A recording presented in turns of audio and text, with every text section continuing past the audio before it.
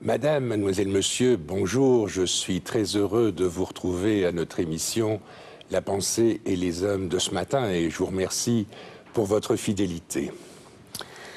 Vous connaissez tous le nom de Voltaire. Voltaire qui apparaît peut-être à tort comme un des précurseurs de l'idée laïque, de la laïcité. Au cours de notre émission d'aujourd'hui, nous allons évoquer la vie de Voltaire. Je vous retrouve dans un instant après notre générique.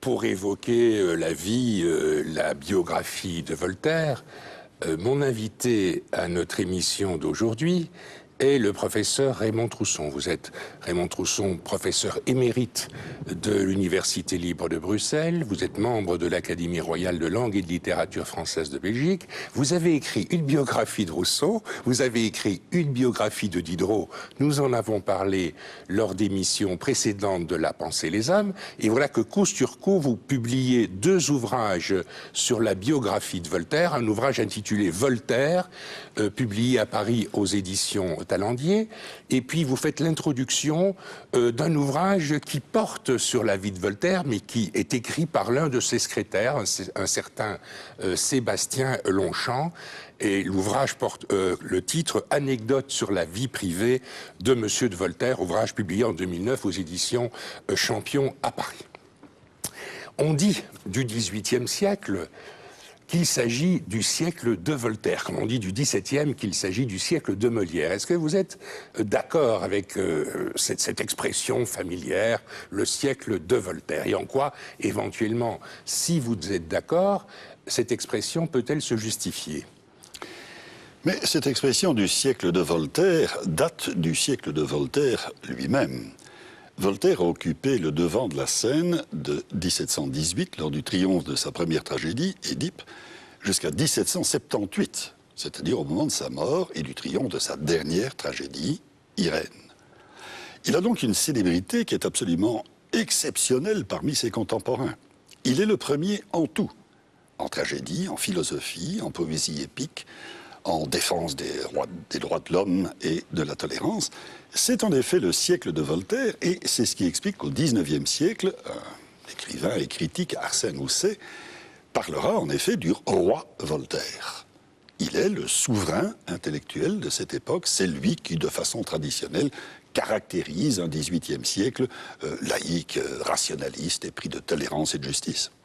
Alors vous mettez en épigraphe à votre livre une phrase, un propos de Ferdinand Brunetière, qui n'est pas tout à fait dans la ligne de Voltaire, qui n'est pas voltairien, lui, si j'ose dire, qui est plutôt du clan catholique, et qui dit, au fond, la vie de Voltaire, c'est un véritable roman. Alors, racontez-nous, Raymond Trousson, s'il est possible, dans les quelques minutes dont nous disposons, en quoi la vie de Voltaire est un roman.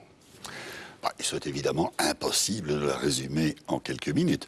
Mais disons que c'est l'odyssée d'un homme, fils de notaire, qui s'est acquis une gloire européenne, c'est-à-dire à l'époque, en somme, mondiale, qui a traité avec les plus grands, qui a été l'ami de Frédéric II, qui était le contemporain et le correspondant de Catherine II de Russie. Un homme dont la célébrité, aujourd'hui, nous paraît presque inconcevable pour un homme de lettres. Au moment où il meurt, en 1778, c'est une foule énorme qui suit ses funérailles, et pas ses funérailles à proprement dire d'ailleurs, mais plutôt son transfert au Panthéon, le 11 juillet 1791. Il est à ce moment-là le symbole même de la libération des consciences, de la lutte contre les préjugés pour la justice, pour la transformation du système de législation criminelle. Il est, plus qu'un homme, il est un symbole, il est un mythe vivant, ce qu'il restera d'ailleurs tout au long du XIXe siècle. Il connaît tout le monde. Il correspond avec des rois, des princes, des ducs, à qui d'ailleurs il prête aussi de l'argent, car il est richissime et s'entend fort bien aux affaires. Il connaît tous les hommes de lettres qui, bien entendu, s'inclinent devant lui. Il est aussi le premier homme à qui, en 1770, un groupe de 17 philosophes, réunis dans le salon de Madame Necker, la femme du ministre, décide d'élever une statue de son vivant.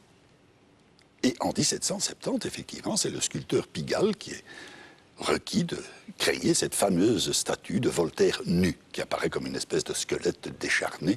Il est déjà très âgé à l'époque, évidemment. Et il y a là, véritablement, l'incarnation d'un siècle et d'une pensée progressiste dans ce personnage voltairien. Alors, donc, personnage reconnu, vous l'avez dit, et pourtant personnage qui compte beaucoup d'ennemis, et notamment au sein de la cour. Je suppose que le roi de France n'est pas vraiment, entre guillemets, un voltairien. Non. Louis XV n'aime pas Voltaire, même si Voltaire, à plusieurs reprises, s'est efforcé de le flatter pour gagner, évidemment, sa sympathie et son attention. Est-ce qu'il était naturellement flatteur, Voltaire? Parce que l'image que j'en garde, c'est plutôt quelqu'un qui est parfois un peu mordant, un peu piquant. Plus que ça, d'ailleurs, il peut être littéralement féroce. Mais c'est aussi un homme qui a l'habitude du milieu de la cour. Il était courtisan à ses dépens, comme il dit, en 45, 46, 47. Il connaît les mœurs de la cour. Il a pour amis proches des gens comme le duc de Richelieu, qui est un homme puissant à la cour, et bien d'autres. Il a été l'ami, parfois même un peu le confident de Madame de Pompadour. Il est donc lié avec les plus grands du royaume. C'est un homme qui sait aussi comment il faut parler à ces gens-là, quel ton il faut adopter. Et il ira jusqu'à la flagornerie, jusqu'à la servilité, lorsque ça peut être utile à la cause qu'il défend. En revanche, il peut aussi se montrer extrêmement dur à l'égard de ses ennemis personnels, comme Jean-Baptiste Rousseau, comme l'abbé Desfontaines, comme Jean-Jacques Rousseau. Les deux coexistent chez lui. C'est un homme à facettes, extrêmement divers, multiples, ondoyant, changeant d'un jour à l'autre, difficile à cerner, généreux et avare, intéressé et généreux. Et désintéressé, à certains moments. À certains moments, il l'est. Bienfaiteur, indiscutablement, pour pas mal de gens, et notamment pour le petit village de Ferney, dont il finira par faire une petite ville florissante et industrielle. C'est un homme singulier, un génie multiple, divers, rapide, éblouissant, rayonnant, à l'opposé d'un Rousseau, opposé à un Diderot pour des raisons philosophiques en particulier, Voltaire restant un déiste, un croyant, et n'appréciant pas du tout les matérialistes athées. Mais il ne va pas attaquer Diderot ou le dénoncer comme il le fera avec Rousseau.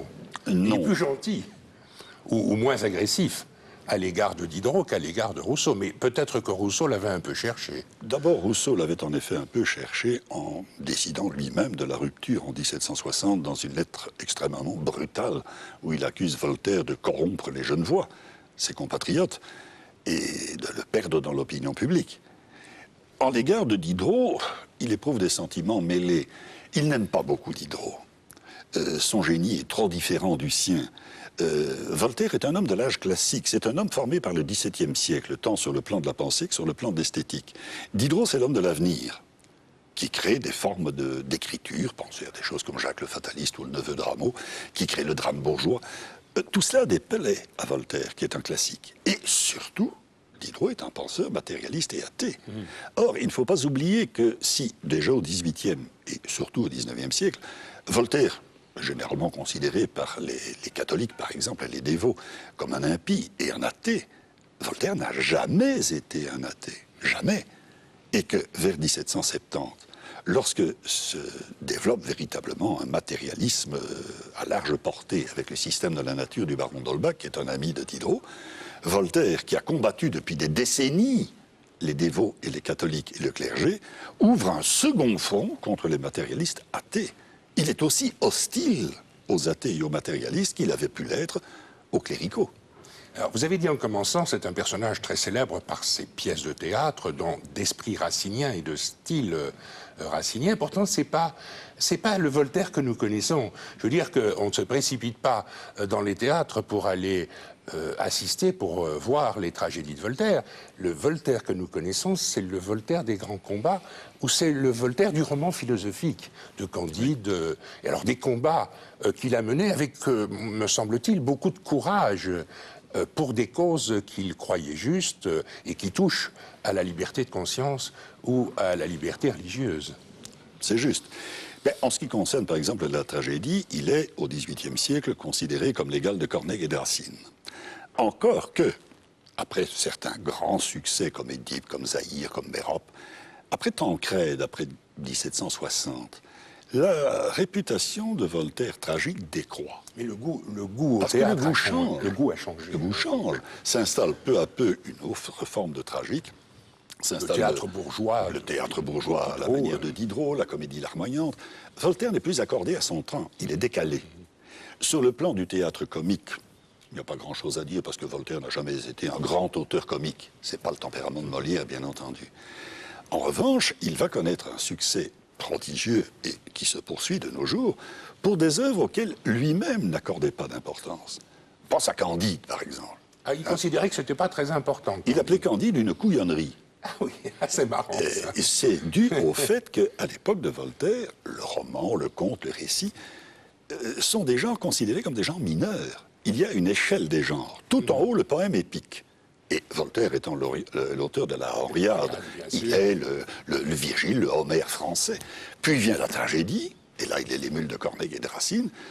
Et le roman, à l'époque, est encore décrié. C'est un genre vulgaire. C'est bon pour les femmes de chambre, comme dit Voltaire. Ce qui fait que ces contes, qui sont pour nous, au fond, le plus substantiel, le plus vivant de son œuvre, des œuvres comme Candide, comme l'Ingénu, comme Zadig. Et le plus philosophique. Et le plus philosophique d'une certaine manière, sont les œuvres auxquelles il n'accorde pas d'importance véritable. Pour lui, il est important d'être un auteur tragique et épique. Tout le reste, bon, ce sont des amusettes, ce sont des plaisanteries. Il ne conçoit pas qu'on puisse aujourd'hui le considérer comme l'auteur, avant tout, de Candide. Lui, il est l'auteur de Zaïre, il est l'auteur de Mérope. C'est pas l'auteur de Candide. Alors c'est un homme qui, vous l'avez dit, a entretenu beaucoup de relations dans son siècle et qui a établi une très très vaste correspondance, plusieurs dizaines de milliers de lettres qu'il reçoit, qu'il envoie, etc.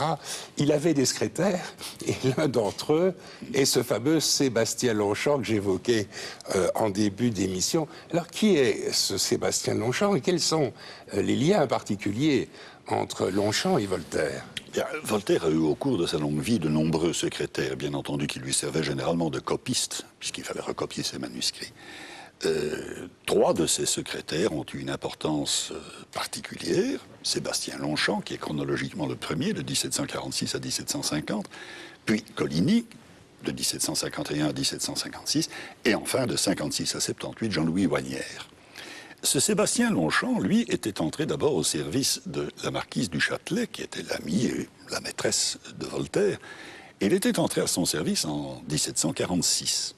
Très rapidement, cet homme, qui avait été valet de chambre auparavant, s'est révélé un homme intelligent, compétent, qui a gagné la confiance de Voltaire, et qui, surtout, a été le témoin privilégié d'une période importante de la vie de Voltaire, qui va de 46 à 49, c'est-à-dire le moment, la fin de ce qu'on appelle l'époque de Cirey, où il vit en Champagne, au château de Cirey, qui appartenait à Madame du Châtelet, sa maîtresse, et où il est véritablement un témoin privilégié et oculaire, comme il le dit d'ailleurs lui-même. Il est, au fond, le seul qui nous renseigne sur certains événements, en particulier, par exemple, la liaison de Madame du Châtelet avec Saint-Lambert, dont elle aura un enfant, qui la fera mourir d'ailleurs quelques jours après ses couches. Il est vraiment un témoin privilégié, il est aux premières loges. Ce qui fait que les anecdotes sur la vie de M. de Voltaire sont des témoignages, en principe du moins, pris sur le vif. Et parfois d'ailleurs à l'écoute derrière les portes et les cloisons. Il nous apporte donc des visions d'un Voltaire intime, familier, immédiat, avec bien entendu des erreurs qui sont dues au fait que Longchamp raconte ses souvenirs plus de 30 ans après, mais qui restituent un Voltaire vu de près. Alors ce Voltaire vu de près par rapport au Voltaire vu de plus loin, est-ce qu'il y a une correspondance? Est-ce qu'il y a une identité entre les deux personnages? Ou bien est-ce que l'ouvrage de Sébastien Longeant révèle des choses tout à fait originales sur la personnalité de Voltaire? Oui, sur certaines manières de se comporter. Dans les anecdotes qu'il rapporte, par exemple, qui sont parfois peu de choses, des querelles avec sa maîtresse, Madame du Châtelet, l'épisode d'un service de porcelaine brisé qu'il fait aussi remplacer, apparaît là un personnage plus immédiatement humain, plus accessible que l'immense Voltaire, la divinité et l'idole de son siècle. Il y a donc là un témoignage pris sur le vif qui est attachant et qui nous montre un Voltaire engagé dans des problématiques parfois plus quotidiennes que celles qu'on peut imaginer.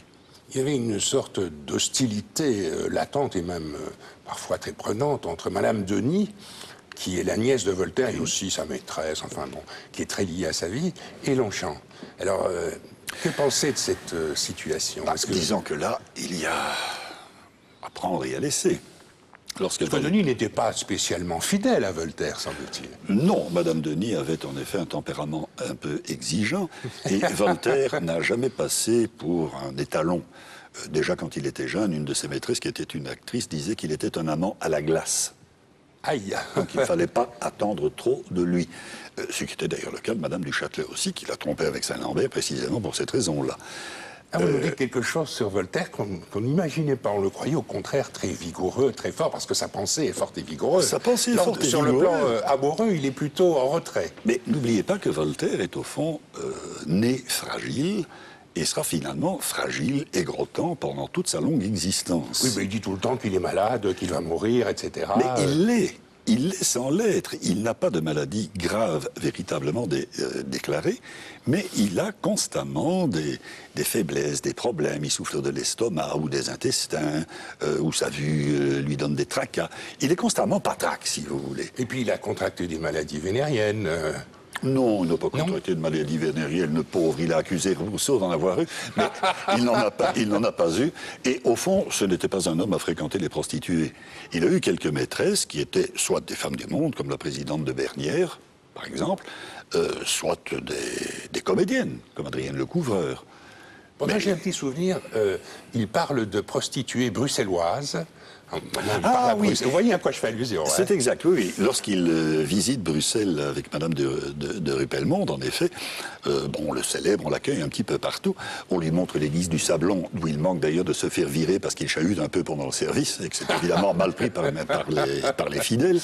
Et ensuite, dit-il, on nous a fait visiter le plus beau bordel de la ville. Mais ça ne veut pas dire qu'il en usait. Non, mais il porte sur nos compatriotes du temps prostituées un jugement assez méchant, quand même. C'est-à-dire qu'il porte sur nos compatriotes du temps exactement le même que Baudelaire portera un siècle plus tard. Voilà, oui, j'y pensais justement. Les Belges, les Bruxellois en particulier, sont des abrutis sans culture, qui ne connaissent rien à rien, qui ne peuvent pas distinguer Corneille de Racine. C'est un peuple arriéré. Et il s'en plaint, effectivement. Lorsqu'il vient à Bruxelles, il sort une fantaisie sur l'utopie de Thomas More. Et il constate que personne à Bruxelles n'a jamais entendu parler ni de l'utopie ni de Thomas More. Donc il est assez sévère, en effet, pour nos compatriotes. Mais il faut bien dire que le Bruxellois de l'époque n'abuse ni de la culture ni de la lecture. Enfin, grâce à vous, nous sommes vengés, Raymond Trousson, puisque vous êtes le plus grand biographe de Voltaire, et de Diderot et de Rousseau, et que vous avez, à son propos, remis un petit peu les pendules à l'heure. Alors, vous disiez tout à l'heure, homme industrieux, homme de finance, intéressé par la création industrielle. Expliquez-nous un petit peu ce qu'est Voltaire dans cette optique-là. Mais Voltaire a eu très tôt le souci de devenir un homme riche. Non pas, comme on pourrait le croire, par avarice ou par cupidité. C'est son esprit bourgeois, là, qui... C'est son esprit bourgeois, mais c'est aussi autre chose. C'est qu'il a compris que s'il voulait être libre, il devait être riche. Tout simplement parce que dans la société de l'époque, comment peut réussir un écrivain? Ou bien il se donne un patron, et ne peut écrire évidemment que ce qui plaît à ce patron. Bien sûr. Ce qui n'est pas du tout dans le tempérament de Voltaire. Ce qui n'est pas du tout dans le tempérament de Voltaire, il le montrera bien à l'égard de Frédéric II, par exemple. Ou bien il peut vivre de sa plume, comme Marivaux ou Le Sage.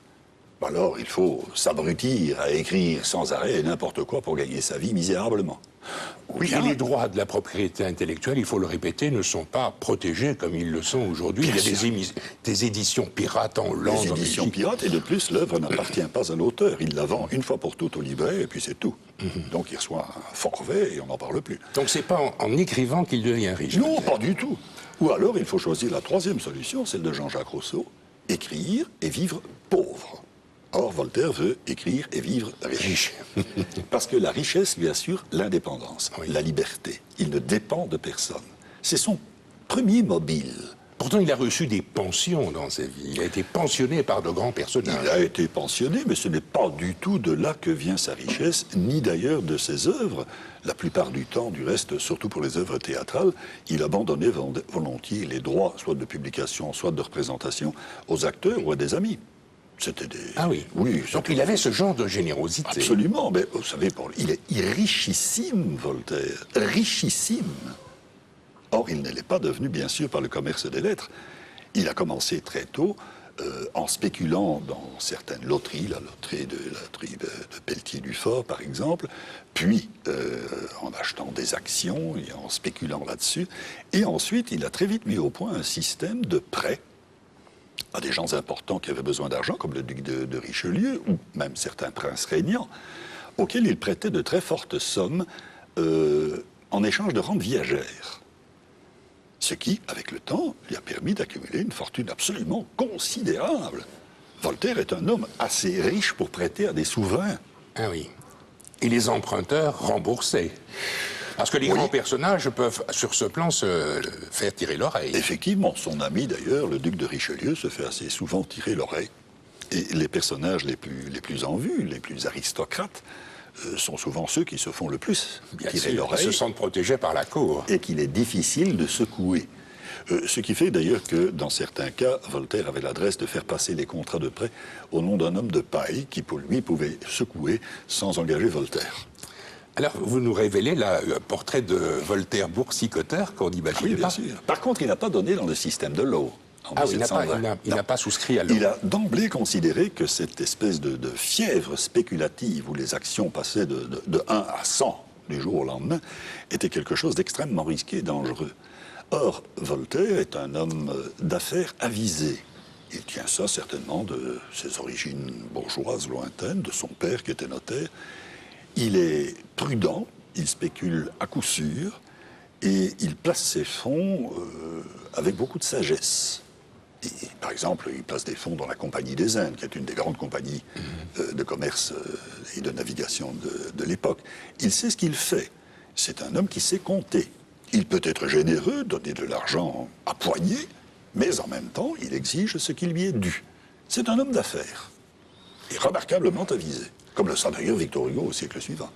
On va lui reprocher d'ailleurs sa compagnie avec la Compagnie des Jeunes, puisqu'elle favorise l'esclavage, et en apportant de l'argent à cette entreprise, on va accuser Voltaire d'être au fond un soutien de l'esclavage. Oui, un pamphlétaire du 19e siècle, Armel Kervan, a produit une sorte de fausse lettre qui est un apocryphe, où Voltaire semblerait entériner la traite des Noirs et y participer. En réalité, aucun document ne montre qu'il n'ait jamais trempé dans une affaire directe de traite des Noirs. Maintenant, il est vrai qu'il ne pouvait pas ignorer que l'une des activités de la Compagnie des Indes était aussi celle de négrier. Alors, dans une certaine mesure, oui, bien sûr, on peut lui reprocher ça. Mais, d'autre part, il y a tout ce qu'il a dit contre l'esclavage. Pensez à ce qu'il dit sur le nègre de Suriname dans Candide et sur ce qu'il dit de l'esclavage ailleurs. Il y est radicalement opposé. En tout cas, aucun document ne prouve qu'il ait jamais lui-même financé la traite des Noirs.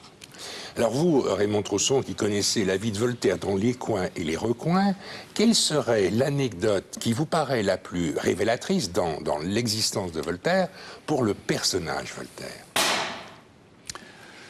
Mon Dieu, c'est difficile à dire.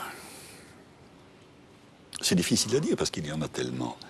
Il y a ces réactions, par exemple, de dignité légitimement offensée lorsqu'en 1726, il subit la fameuse bastonnade du chevalier de Rohan.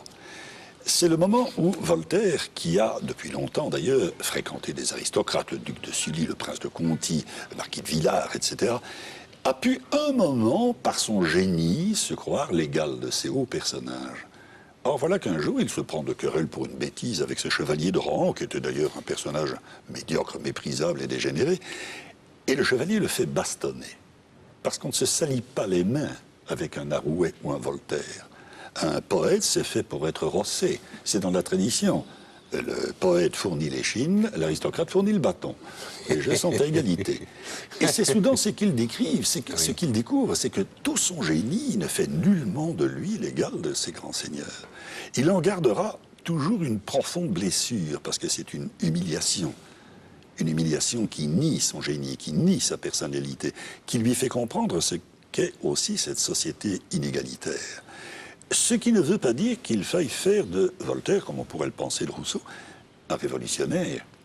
Voltaire n'est pas un homme qui ambitionne de renverser le régime social, bien sûr, et le système. Il est un monarchiste, il veut des réformes, bien entendu. Enfin, c'est un monarchiste, il respecte les grands. Ce à quoi il aspire, c'est de faire partie du système, d'en être partie prenante et d'y être respecté.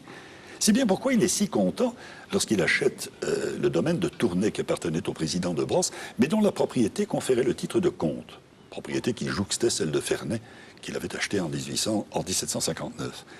Il devient comte de Tournai. Voilà, ce roturier... Tournai avec Y, hein? Oui. Qui est affublé d'un titre de comte qui, bien entendu, ne signifiait pas grand-chose aux yeux des aristocrates de bonne souche. Mais c'est une des humiliations qui lui restera profondément marquée. L'autre, c'est certainement celle qu'il subit en 1953, lorsque Frédéric II le fait littéralement emprisonner à Francfort pendant plusieurs semaines, et où il verra que là aussi, si célèbre qu'il soit, il n'est rien devant la puissance et le pouvoir.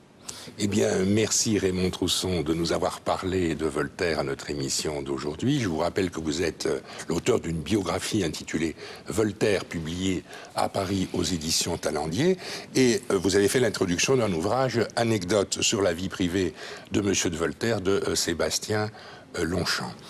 Madame, mademoiselle, monsieur, merci beaucoup pour votre attention. À très bientôt.